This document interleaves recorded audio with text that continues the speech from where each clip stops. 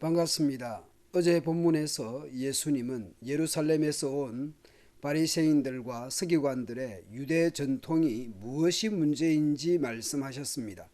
오늘 본문에서는 이방인 지역으로 가셔서 고치시는 사역을 행하십니다.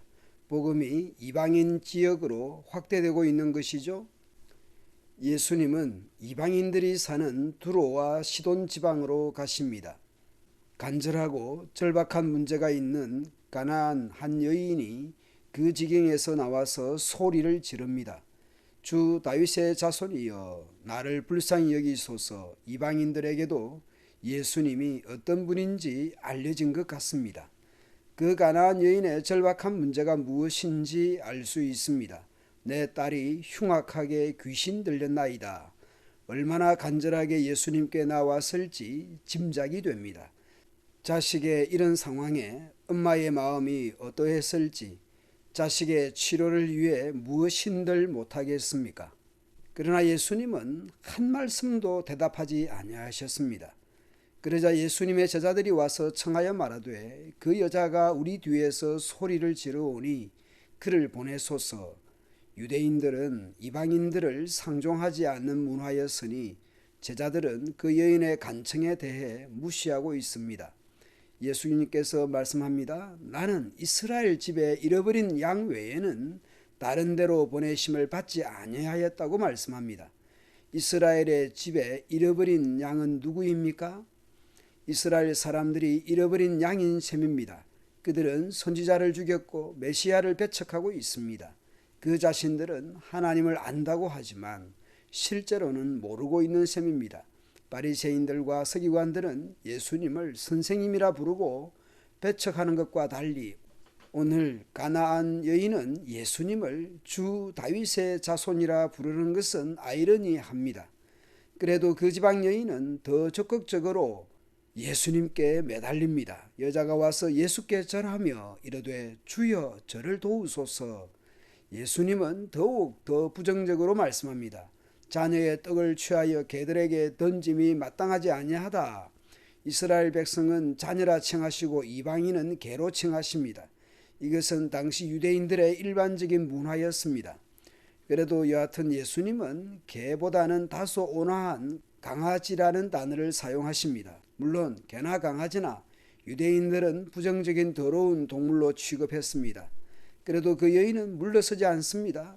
여자가 이르되 주여 올소이다. 많은 개들도 제 주인의 상에서 떨어지는 부스러기를 먹나이다 하니 이에 예수께서 대답하여 이르시되 여자여 네 믿음이 크도다. 네 소원대로 되리라 하시니 그때로부터 그의 딸이 나으니라.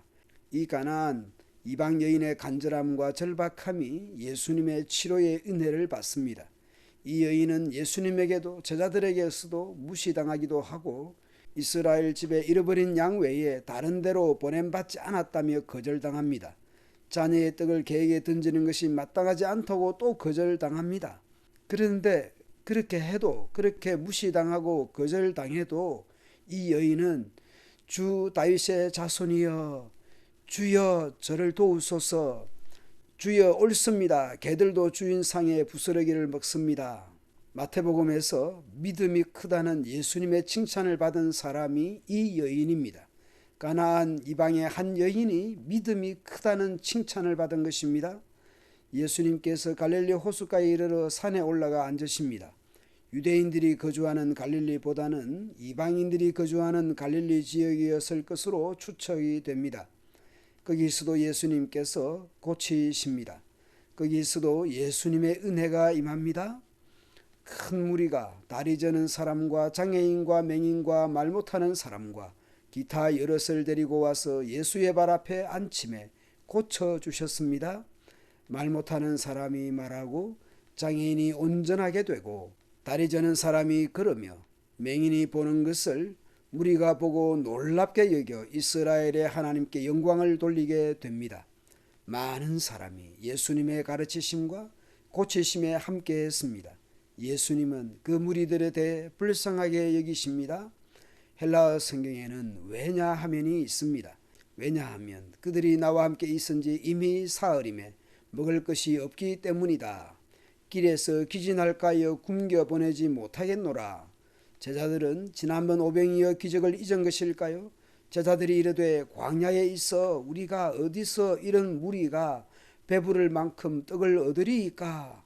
예수께서 이르시되 너희에게 떡이 몇 개나 있느냐? 제자들이 대답합니다. 떡 7개와 작은 생선 2마리가 있습니다. 예수께서 무리에게 명하사 땅에 앉게 하시고 지난번 오병이어 기적 때와 같은 예수님의 행동들을 보여주십니다.